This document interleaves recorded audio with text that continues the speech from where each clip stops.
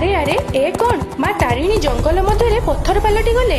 ବହୁ ବର୍ଷ ପୂର୍ବେ କେନ୍ଦୁଝରଗଡ଼ର ରାଜା ଗୋବିନ୍ଦ ଭଞ୍ଜ ଥିଲେ ମା ତାରିଣୀଙ୍କର ପରମ ଭକ୍ତ।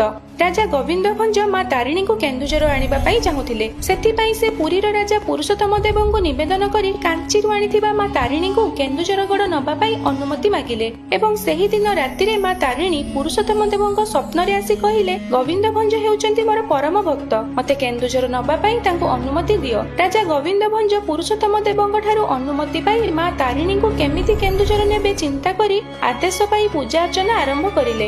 ଏହି ସମୟରେ ମା ଶୂନ୍ୟବାଣୀ ଦେଇ କହିଲେ, ରାଜା ତୁମେ ଘୋଡ଼ାରେ ବସି ଆଗେ ଆଗେ ଯିବ, ମୁଁ ତୁମ ପଛେ ପଛେ ଯିବି। ମୋ ପାଉଁଜିର ଶବ୍ଦ ଶୁଣି ତୁମେ ଜାଣିପାରିବ ମୁଁ ତୁମ ପଛରେ ଆସୁଛି। କିନ୍ତୁ ସର୍ତ୍ତ, ତୁମେ ଯଦି ପଛକୁ ବୁଲି ମତେ ଦେଖିବାକୁ ଚେଷ୍ଟା କରିବ, ମୁଁ ସେହିଠାରେ ପଥର ପାଲଟି ଯିବି।